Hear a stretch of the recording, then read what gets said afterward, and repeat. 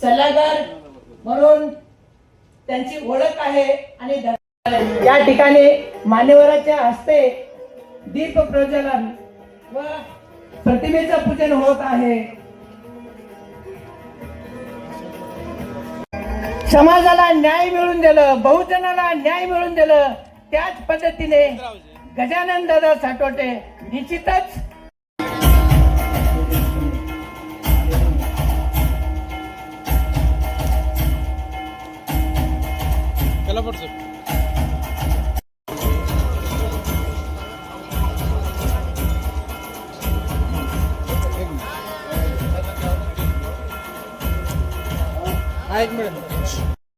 नेतृत्व चंद्रसेन पाटील आणि भोई समाजाला वेळोवेळी मदत करणारे यांचे सत्कार या ठिकाणी नागलवाड साहेब करते।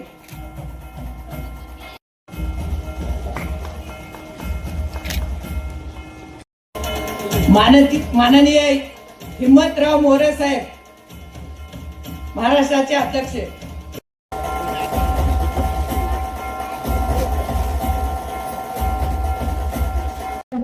त्या मुलांचा गौरव या ठिकाणी होत आहे, सत्कार होत आहे। दोघांनी आपल्याला वचन दिलेलं आहे, आपल्याला वसतिगृह मिळवून देण्यासाठी निश्चितच त्यांचं सहकार्य आपल्याला लाभणार आहे। आपण निश्चित त्यांच्या पाठीमागे राहू।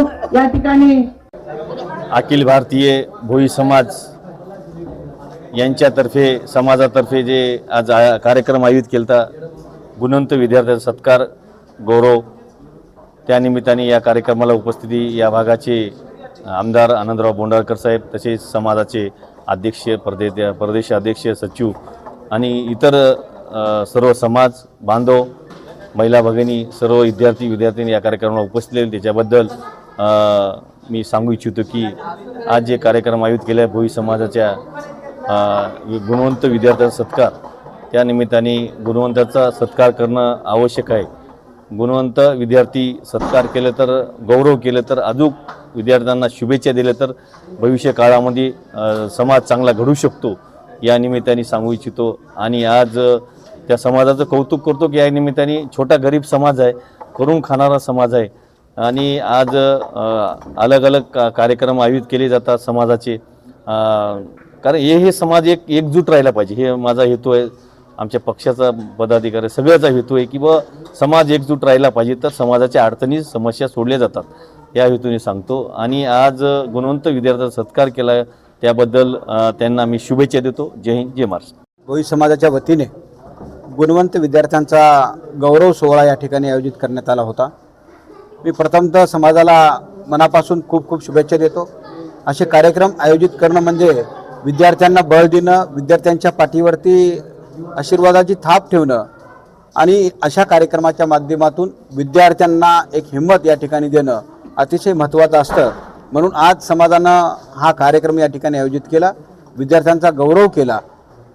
त्यामुळं समाजाला मी मनापासून खूप खूप शुभेच्छा देतो आणि असेच कार्यक्रम समाजाच्या माध्यमातून पुढेही या ठिकाणी अध्यक्ष आणि त्यांच्या सर्व टीमनं या ठिकाणी करावं असं त्यांना शुभेच्छा देतो आणि त्यांच्या पाठीशी आम्ही दोन्ही आमदार या ठिकाणी आहोत असं त्यांना या ठिकाणी शुभेच्छा। समाजाच्या वतीने सभागृहाची मागणी केली हां, समाजाच्या वतीनं एक मुलांसाठी वसतिगृहाचं या ठिकाणी मागणी केलेली आहे। आत्ता स्टेजवरती माझ्यासोबत बोलत होते ते सिडकोचे माजी अधिकारी होते, त्यांनी सिडकोच्या जागेमध्ये प्रस्ताव तसा दिलेला आहे, ते प्रस्ताव माझ्यापर्यंत त्यांनी दिला आहे, तर मी त्याच्यापुढं काम पुढं नेऊन समाजाला वसतिगृह मुलांसाठी कसं देता येईल यासाठी आम्ही काम करू आणि त्यांना निधी पण आम्ही या ठिकाणी मंजूर करून देऊ।